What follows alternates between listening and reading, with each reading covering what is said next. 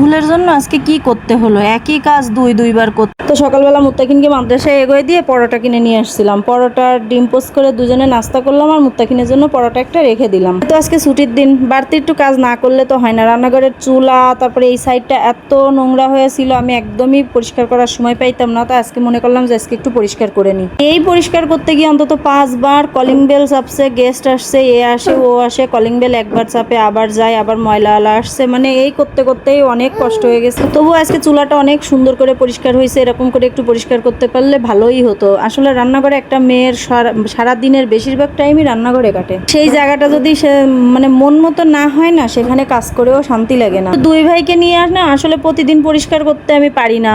মানে যতটুকু সময় পাই মনে হয় এইটুকু সময়ের মধ্যে রান্না বান্না কাজ কাম সেরে বের হতে পারলেই বাসি। গতকালকে বিরিয়ানি রান্না করছিলাম, আমার ছেলে খাইতে বসে বলে আমি বিরিয়ানি খাবো না, আমারে খিচুড়ি দাও। তো ওর কথা, কালকে তো আর খিচুড়ি রান্না করে দিতে পারিনি, তাই আজকে খিচুড়ি রান্না করতেছিলাম। যেহেতু ভুনা খিচুড়ি রান্না করব, তাই আগে মশলাটা খুব সুন্দর করে কষাই নিছি, তার মধ্যে আলু দিয়ে ভালো করে কষাই নিচ্ছিলাম। আর আজকে আমি কড়াইতেই খিচুড়ি রান্না করছি। আলু মশলা দিয়ে খুব সুন্দর করে কষানো হয়ে গেলে ডাল চাল দিয়ে আরো কিছুক্ষণ কষাই নিয়ে পানি দিয়ে দেবো। দেখো আর এক সাইডে ছোট বাবুর জন্য খিচুড়ি রান্না করতেছিলাম, আর এই কাজটাই আমার আজকে দুইবার করতে হয়েছে।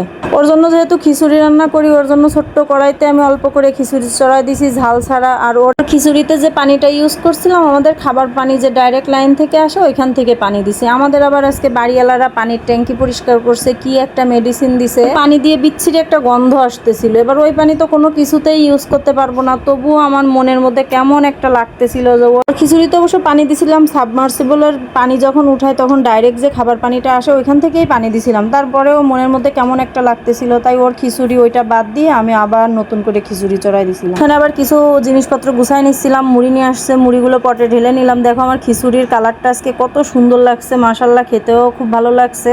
ইদানিং এমন হচ্ছে খিচুড়ি রান্না করতে গেলে একবারে 3বার করে রান্না করতে হচ্ছে। আগের দিনও এরকম 3বার করে খিচুড়ি রান্না করছি, আর আজকেও 3বার। প্রথমে আমাদেরটা, তারপর ছোটবাবুরটা বাদ দিয়ে আবার নতুন করে ছোটবাবুর জন্য রান্না করতে হয়েছে। এভাবে 3বার রান্না করলাম। তারপর বিকালবেলা আমরা একটু চা বানাই খাচ্ছিলাম। দেখো সেই অনেক পুরনো চুলাটা কত সুন্দর আজকে পরিষ্কার হয়েছে। চুলাটা কিন্তু অনেক পুরনো। আগে আমার দেবর যখন মেসে থাকতো ওইখানে রান্না করতো, সেই চুলা আমার বাসায় এনে আমি রান্না করি। তাহলে বোঝো মেসে থাকলে কেমন চুলার পরিবেশ থাকে। বাসায় কিন্তু সবসময় এরকম একদম অল্প চিনি দিয়ে লাল চা বানাই খাওয়া হয়, একটু কড়া করেই চা খাওয়া হয়। সন্ধ্যা 2বার, কখনো 3বার, 4বারও আমার চা বানানো হয়। আসলে আমি চা বানায় খেতে খেতে একদম মাগরিবের আজানও দিয়ে দিছিল। চা খাওয়া শেষ করে মাগরিবের নামাজ পড়ে মুত্তাকিনকে আবার পড়তে এগোয় দিতে গেলাম। আর আমি সবসময় সাদা মগটায় চা খাই, আর আমি একটু বেশি করে চা খাই। আর এই কাপে চিনি একদম কম দিতে হবে, আমি ভুলেই গেছিলাম, বেশি করে দিয়ে দিই।